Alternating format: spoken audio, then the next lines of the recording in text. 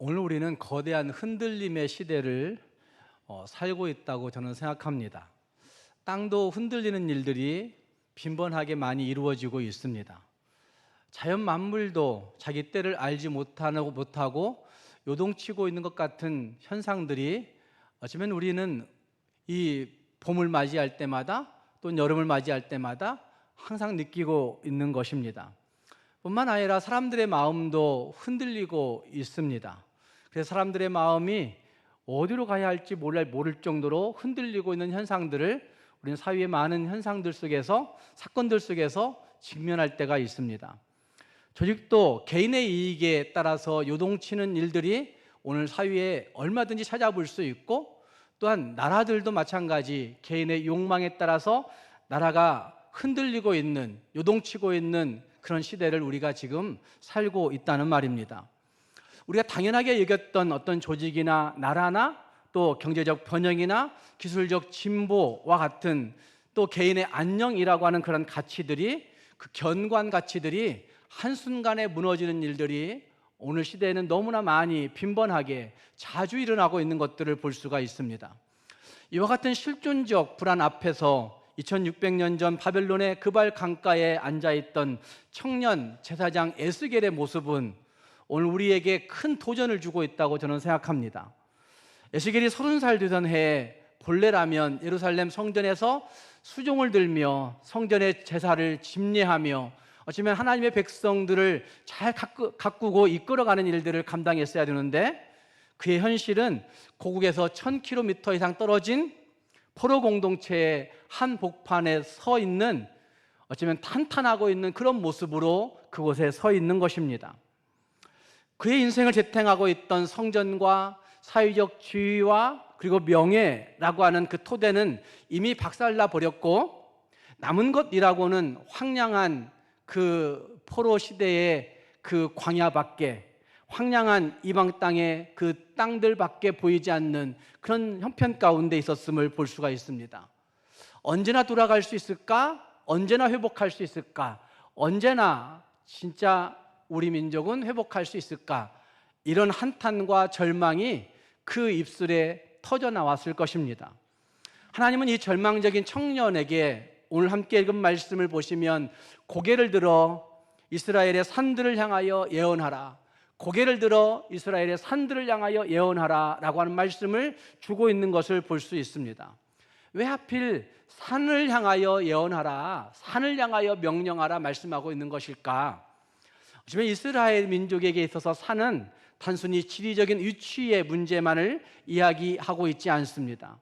산은 본래 시편에 보면 하나님의 축복과 하나님의 도움의 근원이었던 것을 분명히 볼 수 있습니다. 그래서 내가 산을 향하여 눈을 들리라, 나의 도움이 어디서 올꼬, 이렇게 외쳤던 시편 기자의 외침을 보면 산이 하나님의 축복과 도움의 근원을 잘 보여주는 대상이었다는 사실을 볼 수가 있다는 말입니다. 그러나 또 한 가지 생각해 보시면 에스겔 당시의 산들은 가나안 종교의 그 풍습이 그 산에 유입되어서 산당을 짓고 뿐만 아니라 태양상으로 가득 찬 배도의 현장, 하나님을 배신하는 현장이 그 산들 속에서 이루어졌을 것입니다. 당시 이스라엘에게 산은 안전과 풍요를 상징하는, 풍요를 빌던 산당이었을 뿐만 아니라 하나님 아닌 다른 존재에게 기쁨과 평안을 구하는 그런 우상 숭배의 거점들이 그 산들이었을 것입니다. 오늘날 우리에게도 각자의 산이 분명히 있을 것입니다. 하나님보다 더 신뢰하고 하나님보다 더 집착하고 하나님보다 더 충성하는 그 모든 것들이 21세기의 산이라 할 수 있을 것입니다. 하나님보다 더 신뢰하고 하나님보다 더 집착한다라고 하는 영어 단어는, 집착이라고 하는 단어가 선입견, 편견도 같은 의미를 갖고 있어요. 그러니까 집착한다는 얘기는 이미 내 안에 고정된, 고착화된 어떤 생각들, 그 모든 것들이 결국 우상일 수 있다는 사실을 분명하게 말하고 있는 부분이라 할 수 있다는 말입니다. 우리가 이것만큼은 안전하겠지라고 생각하는 여러분의 안전자산들이 있을 것입니다. 그 안전자산들, 이 정도는 될 수 있겠지, 우리 아이들이 그 정도도 못할까? 이렇게 생각하는 아마 자녀들에 대한 일들, 아니면 나는 타고난 건강이 있으니까 괜찮을 거야, 또는 아니면 난 열심히 내 건강을 관리하고 있기 때문에 괜찮을 거야 라고 자부하고 있는 그 개인의 건강들, 하지만 이것들도 우리의 산당일 수 있다는 사실을 우리는 부인하지 못합니다. 하나님의 영광을 가로채버리고 하나님보다 더 집착하게 만들고 하나님보다 더 충성하게 만들고 있는 그 모든 것들은 하지만 21세기의 현대판 산당일 수 있다는 말입니다. 폴 트루니에라고 하는 사람은 그의 책 죄책감과 은혜라고 하는 책에서 현대인들이 겪는 비극은 단순히 고난 때문이 아니다, 환난 때문에 비극이 있는 것이 아니라 자신의 참된 모습을 감추기 위해서 구축하고 있는 가짜 안전지대와 자기 합리화 때문에 현대인들의 진정한 비극이 거기서부터 출발한다라고 그렇게 이야기를 합니다. 감추기 위해서 가짜 안전지대를 쌓고 있는 우리들의 모습들, 어쩌면 내 참된 모습을 감추고 결국은 사람들에게 자기 합리화를 드러내면서 자기를 방어하고 있는 그 일들 때문에 현대인들이 진짜 비극스러운 일들을 경험하고 있다라고 폴 트루니에는 이야기하고 있는 겁니다. 이스라엘 백성들이 산당 안에 있으면서 어쩌면 산당에서 제사하면서 산당에 많은 제물들을 바치면서 우리는 하나님의 성 안에 있으니, 우리는 하나님의 성전 안에 있으니, 우리는 하나님의 그 제단 안에 있으니 안전하다라고 거짓 평화를 노래했듯이, 어쩌면 우리가 만든 거짓 요새들 속에, 거짓 안전지대들 속에 우리는 어쩌면 자기 자신을 마취시키면서 괜찮을 거야, 괜찮을 거야, 안전하지, 안전하지 이러면서 살고 있는 것이 아닌가라고 생각해 볼 수 있다는 말입니다. 눈에 보이는 성과 속에, 눈에 보이는 내가 통제 가능한 어떤 환경 속에 자기 자신을 마취시키면서 그래, 이 정도니까 괜찮아 라고 생각하며 이 땅을 살고 있는 이들이 너무나 많이 있다는 말입니다. 그러나 진짜 주 예수 그리스도를 믿는 하나님의 사람들이 분명하게 고백하듯이 인간의 모든 행동은 결국 누구를 예배하고 있는가 하는 문제라고, 누구를 예배하고 있는가 하는 문제라고 말하고 있듯이, 어쩌면 하나님 앞에 우리가 누구를 예배하고 있는지를 항상 물어볼 수 있어야 된다고 할 수 있을 것입니다. 인생의 모든 토대가 흔들려 폐허가 된 그 자리에 서 있을 때, 인생의 모든 기대가 무너져 정말 절망하고 있는 그 자리에 있을 때, 비로소 그때에서야, 그제서야 하나님이 여호와셨구나 라고 하는 사실을 알게 되리라 라고 말씀하고 있는 오늘 본문의 말씀처럼, 어쩌면 폐허가 된 그 자리에서, 절망하고 있는 그 자리에서 비로소 그때서야 하나님의 음성을 조금 듣게 된다는 말입니다. 오늘 함께 읽은 이 에스겔서 6장의 말씀을 통하여 내가 붙들고 있던 흔들리는 산, 내가 진짜 붙들고 있는 흔들리는 산은 무엇인지 한번 돌아볼 수 있기 바라고, 그 흔들리는 산에서 내려와 흔들리지 않는 반석이신 하나님만을 인격적으로 대면하면서 하나님 앞에 그 은혜를 누리고 그 은혜의 보좌 앞에 설 수 있는 우리 모두가 될 수 있기를 주님의 이름으로 축복합니다. 함께 읽은 말씀 1절 말씀부터 7절 말씀에 잘 살펴보시면 하나님은 에스겔에게 3절 말씀에서 이스라엘의 모든 언덕과 모든 산, 모든 시내와 모든 골짜기를 향하여 하나님의 칼이 임할 것을 선포하라고 말씀하시는 장면이 거기에 등장하고 있습니다. 하나님의 칼이 임한다는 얘기는 결국 그 모든 것들을 파괴하고 파멸시키겠다라고 하는 선언인 것을 볼 수 있습니다. 그래서 이 선언은 단순히 지리적 위치에 대한 파괴를 선언하는 것이 아니라 사실은 이스라엘 백성들이 가장 안전하다고 믿고 있었던 종교적 그 방어선이 있을 것입니다. 종교적 안전지대라고 느끼는 그 방어선이 분명히 있을 것인데, 종교적 방어선에 대한 하나님의 전면 전쟁의 선포가 거기에 선언되어지고 있는 말씀을 볼 수가 있는 것입니다. 또한 4절 말씀과 5절 말씀을 보시면 거기에 이런 말씀이 등장합니다. 거기 잘 살펴보십시오. 너희 제단들이 황폐하고 분향 제단들이 어떻게 돼요? 깨뜨려질 것이며 너희가 죽임을 당하여 너희 우상 앞에 엎드러지게 할 것이라. 이스라엘 자손의 시체를 그 우상 앞에 두며 너희 해골을 너희 제단 사방에 흩으리라 라고 말씀하고 있습니다. 참 참혹한 광경이 거기에 묘사되고 있습니다. 제단들이 황폐해지고 분향제단들이 깨뜨려지고 그리고 제사하고 있는 너희가 죽임당하여 그 분향하고 있는 그 신상들 우상 앞에 엎드러지고 그리고 그 우상 앞에 너희 해골들이 제단 사방에 흩어지는 일들이 벌어진다 라고 말합니다. 우상의 무능함에 대한 풍자가 거기에 기록되고 있는 것이죠. 우상들이 얼마나 무력하고 얼마나 무능하고 얼마나 쓸모없는가를 보여주고 있는 거룩한 풍자가 여기 4절과 5절 말씀에 나타나고 있습니다.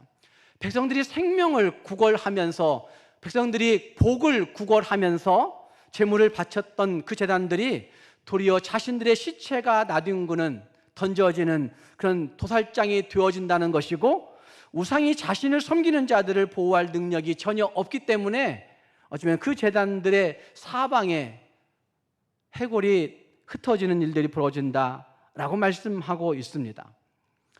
우상은 이미 말씀드린 대로 단순히 나무나 돌로 만든 아니면 다른 어떤 그런 재료로 만든 형상의 문제가 아니라 사실은 우리의 마음이 무엇을 신뢰하고 있는가의 문제일 것이고 우리의 마음이 어디에 집착하고 있는가, 어떤 선입견을 가지고 있는가, 어떤 편견을 가지고 있는가, 그 편견과 선입견에 집착하고 있는 나의 경험이 쌓아져가면 쌓아질수록 집착하고 있는 그 집착들, 그리고 내가 거기에 충성하고 있는 충성들, 아니면 내가 그 무엇을 향하여 공포심을 느끼고 있는, 하지만 그것이 나를 외면하면 나는 죽을 것 같아 라고 느끼는 공포심들, 그것들이 가로채고 있는 그 모든 것들이 다 우상이라고 말할 수가 있는 것이죠. 이렇게 볼 때 현대인들에게 산당은 높은 산에 있지 않습니다. 그것은 우리의 인생의 가치와 안전을, 평안을 보장받기 위해 여러분 스스로가 구축하고 있는 기능적 구원자들이 분명히 있을 것입니다. 이것만큼은 나를 구원해 줄 거야, 이것만큼은 나에게 위로를 줄 거야, 이것만큼은 변함없이 나에게 안전감을 줄 거야, 이것만큼은 나에게 평생토록 나를 보호해 줄 거야 라고 생각하는 기능적 구원자들이 우리들 각자에게 다 있다는 말입니다. 누구에게는 그것이 끊임없이 잔고를 확인하는 통장일 수도 있을 것입니다. 누군가에게는 타인의 인정받음과 평판이라고 하는 분향재단이 분명히 있을 수 있을 것입니다. 누군가에는 하나님을 거부하면서 생기는 영적 공백을 막기 위해서 자기 스스로 어떤 류의 제사를, 어떤 류의 제물을 준비하고 있는 종교적 열심들도 어쩌면 산당일 수 있을 것입니다. 영적 공백을 막기 위해서 우리는 끊임없이 디지털 산당을 찾고 있는지도 모릅니다. 우리가 스마트폰을 가지고 항상 찾고 있는 디지털 산당들이 여러분 각자에게 매일매일 다르게 나타나고 있는 산당들이 있을 수 있다는 말입니다. 어떤 사람들은 직장생활을 하면서 성과주의라고 하는 우상을 숭배하면서 그 우상을 만드는 사람들도 분명히 있을 것입니다. 이러한 현대판 산당들은 우리에게 행복과 안전을 약속하는 것 같지만 위기의 순간에는, 정말 위기의 순간에는 에스겔서에 등장하고 있는 그 제단들처럼 아무런 대답도 하지 못하고 아무런 것도 던져주지 못하고 아무런 위로도 주지 못하는 채 우리를 절망의 구렁텅이로 함께 몰아갈 뿐일 것입니다. 특히 해골을 제단 사방에 흩으리라 라고 말씀하고 있는 이 말씀은 제사장적 정결법 관점에서 볼 때에 가장 극심한 수치라고 그렇게 이야기를 합니다. 레위기 16장에 언약적 저주 이야기가 거기 등장합니다. 그런데 그 언약적 저주가 집행되는 모습이 여기 에스겔서 6장 9절에 등장하고 있는 너희 해골을 제단 사방에 흩으리라 라고 하는 말씀이라고 그렇게 해석합니다. 거룩해 할 제단에 죽은 뼈로 뒤덮여서 그 뼈들이 나뒹구는 현장이 되는 것은 어쩌면 그들이 신뢰하고 그들이 의지했던 가짜 종교 시스템이 완전히 종식되었음을 선언하고 있는 그런 모습이라고 그렇게 이야기할 수 있는 것입니다. 하나님은 하나님의 이름을 지키기 위해서 백성들이 더럽힌 그 산당들을 스스로 더럽히시는 역설적인 심판을 행하시겠다고 에스겔을 통해서 이스라엘 민족들에게 선포하라고 말씀하고 있는 것입니다. 우리에게는 절망스러운 모습일 수 있지만, 이스라엘 민족들에게는 이것이 절망스러운 모습일 수 있지만, 하나님께서 우리의 삶에 그 제단들을 깨뜨리시고 해골을 흩으시는 과정들은 다시 상담학적으로 볼 때에는 하나님의 거룩한 개입이라고 그렇게 말할 수가 있습니다. 상담사들에게 있어서 하나님의 거룩한 개입은 거기서부터 회복이 출발된다고 말할 수 있기 때문에, 하나님이 해골을 흩으시는 그 모습들은 하나님의 거룩한 개입이 거기에 시작되었다고 말해야 옳다는 말입니다. 하나님은 우리가 의지하고 있는 토대를 흔드심으로 말미암아 우리가 스스로 기만하여 쌓아 올렸던 그 모든 거짓 평화를, 우리가 기만하며 쌓아 올렸던 모든 재물들, 우리가 기만하며 쌓아 올렸던 그 모든 거짓 종교 행위들을 강제로 해체하시는 모습들을 여기에서 볼 수가 있는 것입니다. 인간이 쌓아 올린 가짜 요새들, 가짜 안전지대들, 스스로 구축해 놓은 기능적 구원자들, 거기에 숨어 있는 인간들이 너무나 많이 있는데, 거기에 숨어 있는 종교인들이 너무나 많이 있는데, 진정한 치유가 회복될 수 있는 지점은 하나님이 거룩한 개입으로 거기에 간섭하실 때 거기에 진짜 회복이, 진짜 치유가 일어날 수 있다는 말입니다. 사랑하는 성도 여러분, 어쩌면 우리가 하나님보다 더 신뢰하고 더 집착하고 더 충성하고 더 의지하면서 밤낮으로 마음의 분향을 드리고 있는 현대판 산당들이 무엇인지 이 아침 생각해 볼 수 있기를 바랍니다. 그리고 최근 우리의 삶 가운데 하나님께서 흔드시고 있는 영역이 있다고 한다면, 흩으시고 있는 영역이 있다고 한다면, 하나님이 그 우상 노예들을 다 버리라 말씀하시는구나 라고 한 사실들을 기억하면서, 거기에서부터 하나님이 나를 회복시키려 하시는구나, 거기서부터 나를 치유하시려고 하시는구나, 거기서부터 나를 자유롭게 해방시키려 하시는구나 라고 한 사실들을 기억하며 하나님의 거룩한 개입 앞에, 하나님 앞에 의지하며 설 수 있는 저와 여러분이 될 수 있기를 주님의 이름으로 축복합니다. 함께 읽은 말씀에서 두 번째 생각할 수 있는 것은 우리의 죄의 본질을 구체적으로 볼 수 있는 말씀들이 여기에 등장합니다. 함께 읽은 말씀 6장 9절 말씀은 죄의 본질을 매우 인격적이고 고통스러운 언어로 묘사하고 있는 것을 볼 수 있습니다.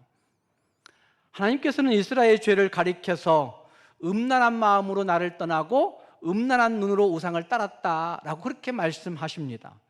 9절 말씀에 하나님 그렇게 말씀하십니다. 그들이 음란한 마음으로 나를 떠나고 음란한 눈으로 우상을 섬겨 나를 근심하게 한 것을 기억하고 스스로 한탄하리니 라고 그렇게 말씀하십니다.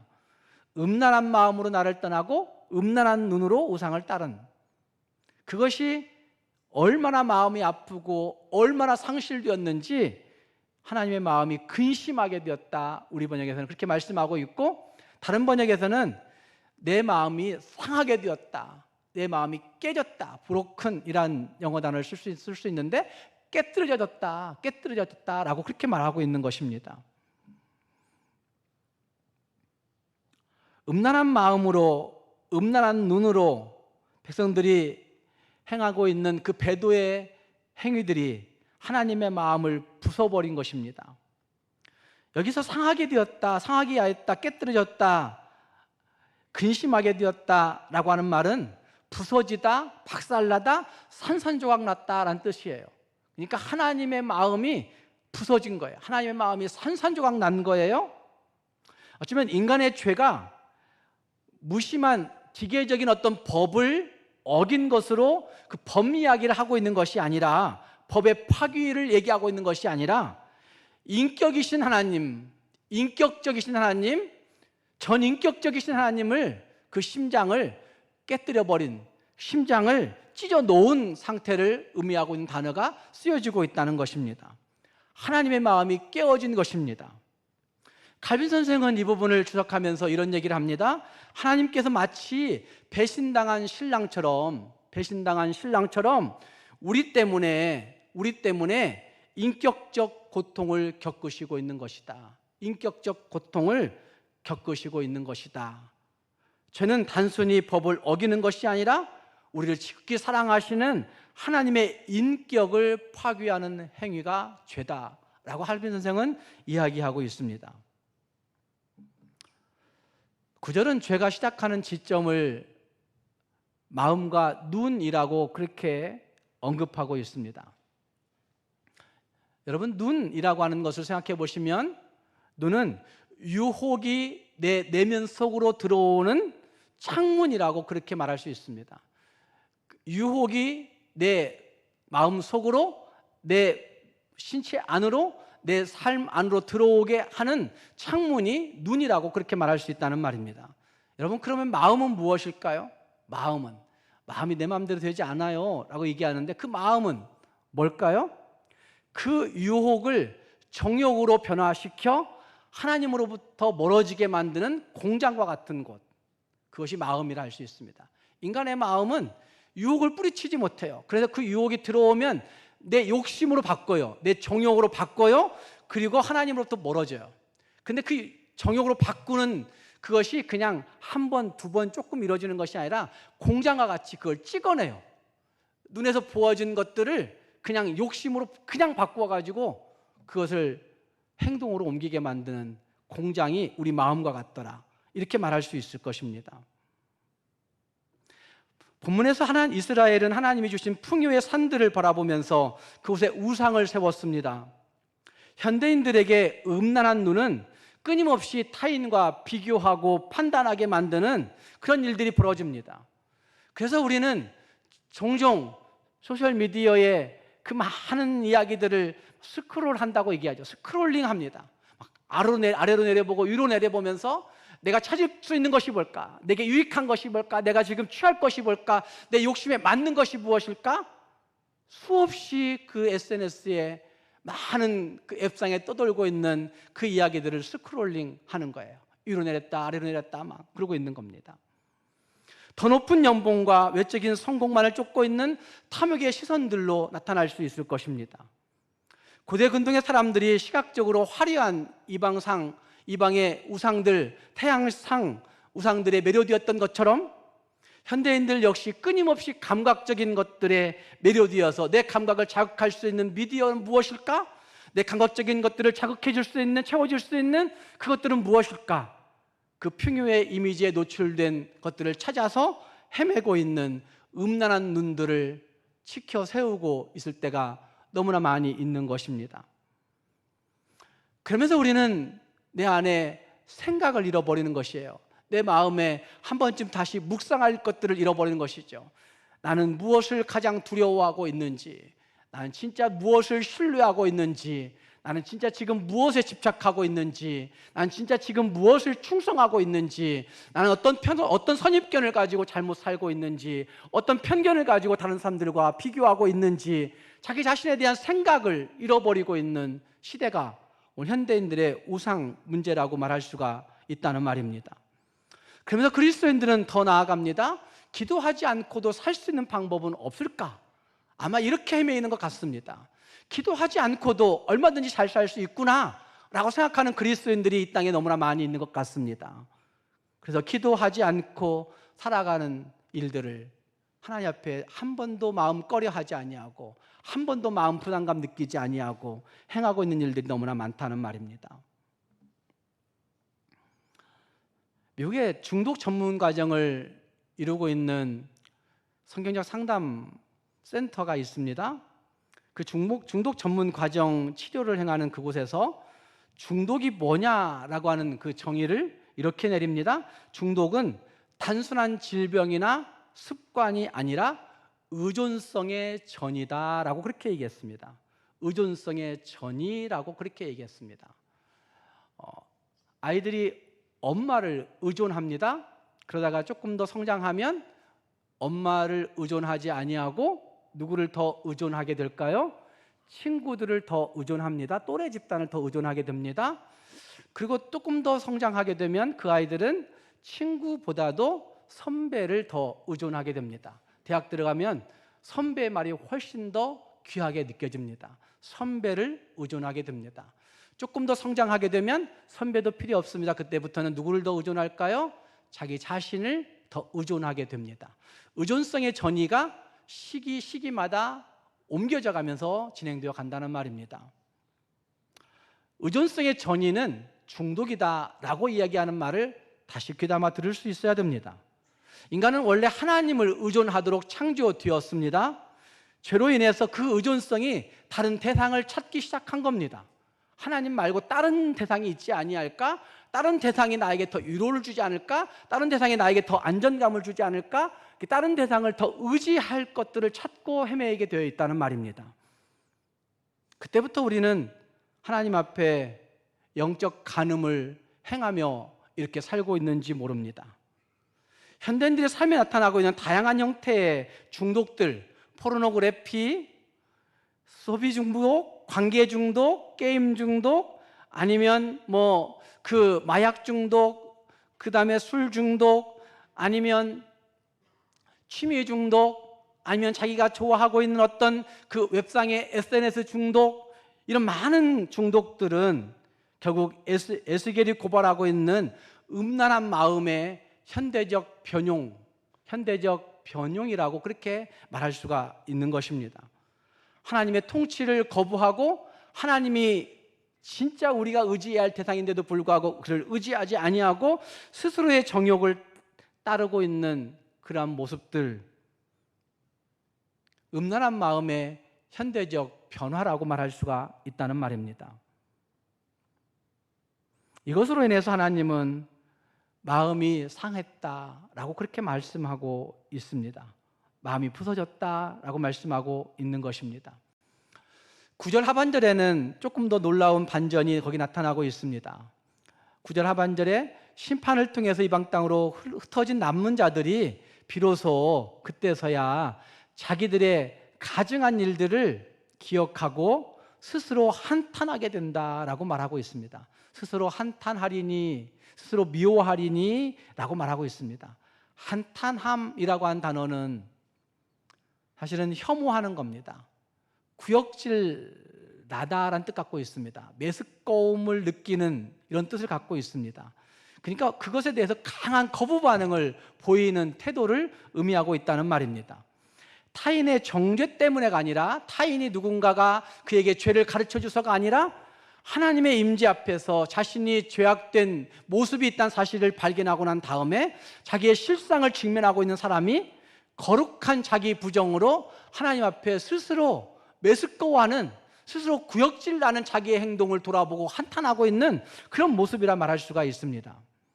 많은 사람들이 죄책감을 느끼게 될 때 죄책감을 어떻게 처리하느냐면 대부분 죄책감을 억압합니다. 그 죄책감 별거 아니야. 이런 죄책감 가지면 내가 자존심 있게 살지 못하지, 이렇게 생각하며 죄책감은 없는 척 감추어 버리는 억압이 일어나게 됩니다. 어떤 사람들은 죄책감을 갖게 될 때 그거를 타인에게 던져버리려고 합니다. 나 때문이 아니고 너 때문이야. 누구 때문이야? 제도 때문이야. 타인에게 투사시켜 나는 아니야, 이렇게 반사시켜버리려고 하는 그런 모습들이 사람들에게 있습니다. 뿐만 아니라 자기를 합리화시키면서 자기를 방어하려고 합니다. 그러나 자기를 방어하려고 하고 그 죄책감을 억압시켜 보려고 하지만 다시 생각해 보시면 최소한의 적어도 그리스도인의 양심을 가지고 있는 사람들은 그 자기가 죄책을 억누르다는, 없는 척했다는 그것 때문에 분노하게 됩니다. 화가 나는 거죠. 내 자신이 하나님 앞에 별 수 없는 죄인이구나 라는 사실로 인해서 분노하게 됩니다. 또한 불안해합니다. 하나님이 진짜 큰 벌 내리실 것 같아 라고 하는 그 불안감이 들기도 합니다. 그런데 이것이 한 번, 두 번 반복되다가 양심이 마비되어 버리는 사람들도 있습니다. 죄를 무서운 줄 모릅니다. 그게 뭐가 죄라고 그렇게 얘기하냐고 저한테 그런 말 하시는 분들이 있었어요. 저는 그분들 무섭습니다. 무섭습니다. 정말 떳떳할까? 정말 떳떳해서 그럴까? 이런 생각합니다. 하나님 앞에 하나님 두려운 줄 모르고 어떻게 그렇게 말하지? 양심이 화인 맞은 마비된 사람들을 저는 봅니다. 죄책감이 들어오게 될 때 현실의 죄책감을 그냥 없는 척 해버리는 일들이 종종 있는데 그건 매우 위험한 일입니다. 다시 실존적 죄책감으로 그걸 가져와서 하나님 앞에 자기 자신의 모습을 직면해 볼 수 있는 모습, 이것이 우리에게 필요하다는 말입니다. 스스로 한탄하리니라고 하는 말씀은 바로 이것을 보여주고 있는 것이죠. 하나님 앞에 자신의 죄를 구역질나게 여기며 정직하게 시인할 수 있고 정직하게 직면할 수 있게 될 때 그 실존적 죄책감은 우리를 죽이는 독이 아니라 하나님의 은혜를 수용하게 만드는 통로가 되고 하나님의 은혜를 수용하게 만드는 친구가 되어서 진짜 하나님이 주신 놀라운 평강 가운데 생명의 은혜를 누리게 하게 되는 것입니다. 그래서 우리는 하나님 앞에 이 건강한 죄책감, 실존적 죄책감을, 현실의 죄책감을 버리려고 하지 마시고 실존적 죄책감으로 바꾸어 하나님 앞에 건강한 죄책감을 가질 수 있는 성도가 되어야 되는 것입니다. 현대인들은 죄책감을 무조건 제거해야 될 병리적 현상으로 생각합니다. 죄책감 가지고서는 사람들이 살 수 없어, 어떻게 자존감 있게 살 수 있겠어? 라고 생각합니다. 그러나 정직하게 인정된 그 죄책감이야말로 하나님과 깊이 교제할 수 있는 능력이 된다는 사실들을 성경은 우리에게 말씀하고 있기 때문에 내 죄 때문에 하나님이 얼마나 아파하셨는지, 내 죄 때문에 하나님의 마음이 얼마나 상하셨는지, 내 죄 때문에 하나님의 심장이 얼마나 찢어졌는지 이거를 항상 깨달으면서 하나님 앞에 거룩한 슬픔을 가지고 나아가 참된 생명이신 하나님께 돌이킬 수 있는 그 자세, 이것이 진짜 하나님의 사람들이 가지고 있어야 되는 회개의 출발점이고 회개의 모든 것이라고도 말할 수가 있는 것입니다. 사랑하는 성도 여러분, 우리에게 음란한 마음과 음란한 눈은 없으십니까? 혹시 그것을 가지고 있으면서도 없는 척하고 살고 있는 것은 아닙니까? 그렇다고 한다면 우리 자신들을 다시 한번 주님 앞에 직면하여서 그걸 기억하여 스스로 한탄하리니라고 말씀하시는 그 말씀처럼 우리도 스스로 한탄하며 하나님의 은혜 가운데 들어갈 수 있는, 은혜의 보좌에 나아갈 수 있는 우리 모두가 될 수 있기를 주님의 이름으로 축복합니다. 마지막 한 가지 더 꼭 생각해야 되는 것은 에스겔서 6장에서 보여지고 있는 중요한 구절이 있습니다. 10절 말씀을 한번 보십시오. 10절 말씀 보시면 이렇게 이야기합니다. 같이 읽겠습니다. 시작. 그때야 그들이 나를 여호와인 줄 알리라. 내가 이런 재앙을 그들에게 내리겠다 한 말이 헛되지 아니하리라 라고 말씀하십니다. 그때야 스스로 한탄하고 나는 일들이 벌어지고 나서야, 그때서야, 그제서야, 한참 지나서예요. 제가 이제야라고 하려다가 제목을 그제야라고 한 이유가 있어요. 그때야를 잘 표현할 수 있는 단어는 그제야라고 하는 단어예요. 스스로 한탄하고 나서야, 그제야 너희들이 하나님을 뭐라고 얘기해요?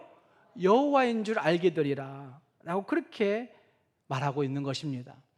그들이 나를 여호와인 줄 알게 되리라, 알리라 라고 하는 말씀은 7절 말씀에서 그리고 13절 말씀에서 14절 말씀에서 4번씩 반복되면서 에스겔서 6장 전체의 핵심 주제임과 동시에 어떤 신학자들은 이 그들이 하나님을 여호와인 줄 알게 되리라 라고 하는 말씀이, 하나님을 기억하게 되리라 라고 하시는 그 말씀이 에스겔서 전체의 핵심 메시지라고 이야기하며 하나님의 심장이라고, 너희가 하나님을 여호와로 알았으면 좋겠다, 하나님을 여호와로 알았으면 좋겠다 라고 말하는 하나님의 심장이라고 해석하기도 합니다.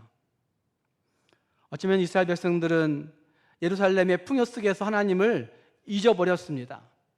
그 풍요와 번영은 그들을 영적 침해 상태로 몰아세워서 어쩌면 그들은 산당을 짓고 제단 분향을 하면서 자신의 욕망을 신격화하여 하나님을 잊어버리고 살았습니다. 그러나 그들이 바벨론 포로지에 잡혀와서 생각해 보니까 그곳에서 고통하면서 다 잃어버리고서 탄식하면서 생각해 보니까 우리가 하나님 앞에 죄를 범한 것이구나 라고 생각하며 하나님을 그제서야 기억하게 되는 것입니다. 기억은 치유의 핵심 단계에 있습니다. 기억은 회복의 핵심 단계에 있습니다. 이것이 상담하는 사람들이 전부 다 이야기합니다. 바른 기억을 회복하게 될 때 거기서부터 진짜 치유와 회복이 일어나게 된다고 이야기합니다. 사랑하는 성도 여러분, 지금 혹시 원인 모를 공허감이나 죄책감 가운데 괴로워하고 있는 분들이 있습니까? 어떤 류의 죄책감인지는 잘 알지 못하지만 내가 하나님 앞에 잠 못 이루는 일들이 있으십니까?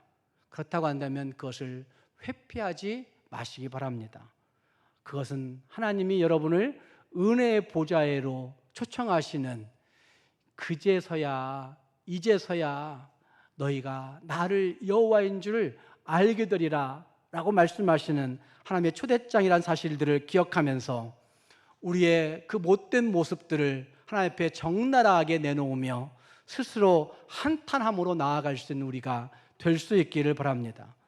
그때 비로소 우리는 나를 포기하지 아니하시는 그 신실하신 하나님을 만나게 될 것이고, 그 신실하신 하나님을 다시 기억하게 될 것이고, 깨어진 우리 마음의 성소를 정결하게 하고 난 다음에 하나님만이 내 삶의 유일한 주인이시라고 자신 있게 고백하며 하나님 앞에 설 수 있는 우리가 될 수 있는 것입니다. 사랑하는 성도 여러분, 고난의 장소, 상실의 장소, 탄식의 장소는 더 이상 저주의 자리가 아닙니다. 그곳은 내가 누구를 신뢰해야 되는지, 내가 누구를 집착해야 되는지, 내가 누구를 향하여 충성해야 되는지를 결정하라고 말씀하시는 하나님의 초대장이라는 사실들을 기억하면서 하나님의 하나님 되심을, 하나님의 여호와 되심을 기억해내요. 여러분의 고난의 장소들이 회복의 장소, 치료의 장소, 하나님 주시는 은혜의 장소가 될 수 있기를 주님의 이름으로 축복합니다. 기도하겠습니다.